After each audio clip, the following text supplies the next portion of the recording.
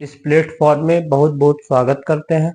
आज हम जननायक कर्पूरी ठाकुर पर बात करेंगे, तो बिना देरी के वीडियो शुरू करते हैं। चलिए, 1942 का दौर था। देश में आज़ादी की आवाज गूंज रही थी।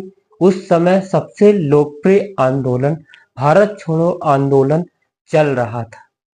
एक तरफ गोलियां, गिरफ्तारी और डर और विद्रोह का माहौल था।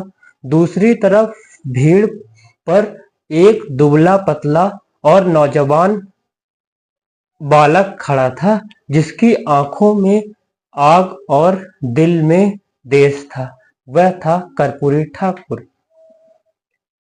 वो जेल गया और झुका नहीं। वो भूखा रहा, टूटा नहीं, क्योंकि वह जानता था अगर झोपड़ी वाला चुप रहेगा तो महलों में तानाशाह होगा।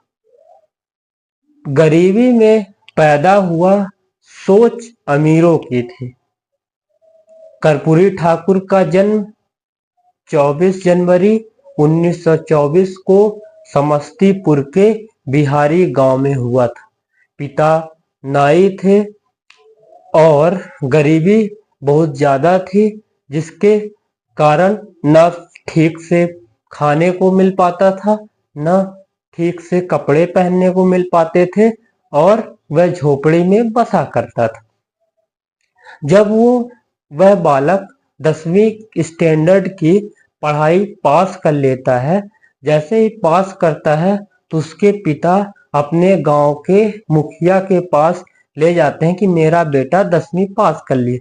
तो मुखिया ने क्या बोलता है, जरा गौर करिएगा। मुखिया बोलते हैं कि बेटा तू 10वीं पास हो गया है, इसलिए मेरा पैर दबा, यही तुम्हें इनाम है। जातिवाद इतना चरम पर था कि नीचे कही जाने वाले जातियों को इतना ज्यादा दबाया जाता था, इतना ज्यादा उकसाया जाता था, आपस में बैर कराया जाता था ऊंची कही जाने वाली जातियों से। अब फिर आगे कहानी शुरू करते हैं। जब आजादी के बाद वो शिक्षक बना, बच्चों को पढ़ाया, पर जल्दी ही उसने महसूस किया कि असली शिक्षा तो समाज में बराबरी लाना है। और वहीं से शुरू हुई उसकी राजनीति। उन्होंने जयप्रकाश नारायण और डॉक्टर लोहिया के समाजवादियों के साथ काम किया, और राजनीति में उनका मकसद था सत्ता नहीं, समाज में न्याय। मुख्यमंत्री बना, लेकिन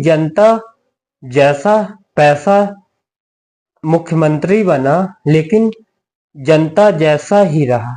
1967 के इतिहास में वह पल था जब साधारण शिक्षक, एक गरीब परिवार का बेटा, मुख्यमंत्री के कुर्सी पर बैठा। पर कर्पूरी ठाकुर कुर्सी की सुविधा नहीं भोगी, संघर्ष की सीट की। वो कभी बंगलों में नहीं रहा। वह सिर्फ वही पुराना घर, वही पुरानी गाड़ी। उसके पास गाड़ी तो नहीं थी, लेकिन उसके पास साइकिल थी, वही सादे खादी के कपड़े। जननायक, किसी ने कहा, जननायक अब आप तो मुख्यमंत्री हैं, थोड़ा भी बदल जाइए। लेकिन उन्होंने मुस्कुरा कर कहा, मैं वही रहूंगा जो जनता ने मुझे चुना है, मैं दिखावा नहीं करूंगा।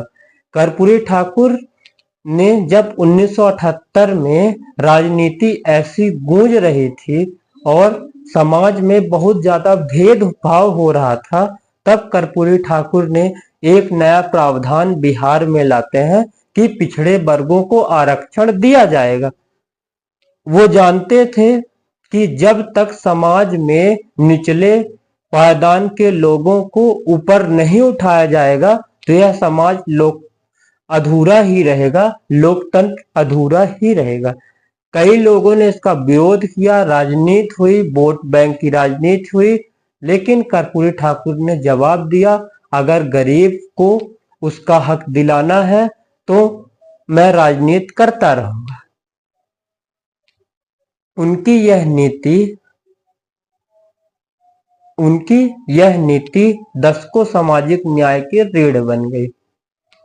कर्पूरी ठाकुर के पास न तो दौलत थी, न आलीशान बंगला, न उनके किसी भी चरित्र का खजाना, जिनके पास अपने सामने सत्ता भी सिर झुका दें।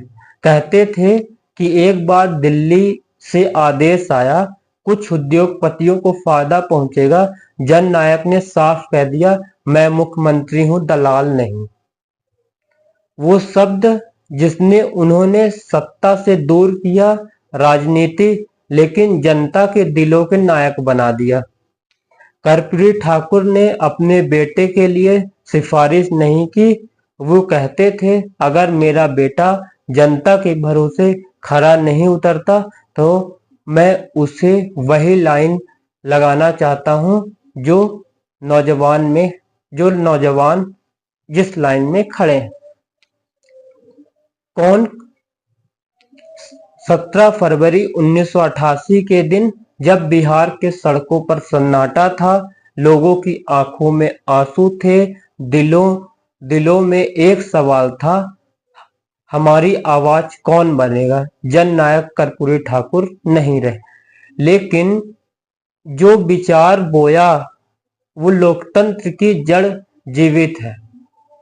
कर्पूरी ठाकुर हमें सिखाते हैं कि राजनीति में पद से बड़ा चरित्र होता है, और नेता वो नहीं जो जनता पर राज करता है, बल्कि वो जनता के बीच रहता है। कर्पूरी ठाकुर ने कुर्सी पर बैठकर झुकना नहीं सीखा, उन्होंने जनता के सामने खड़े होकर बोलना सीखा। आज हम राजनीति की चमक दमक में खो गए हैं। इन्हें याद रखना चाहिए कि सच्चा नेता वही है जो जनता की भाषा बोलता है, जो कुर्सी के लिए दिल जीतते हैं।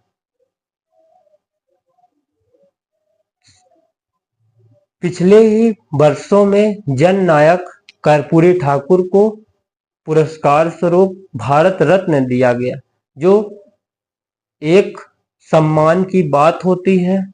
इन्हें यदि दिया जाता है, यदि इन्हें भारत रत्न दिया गया तो ये बड़े सम्मान की बात है, क्योंकि इन्होंने जो काम समाज के लिए किया, जो काम देश के लिए किया, वो कोई भी मुख्यमंत्री नहीं किया।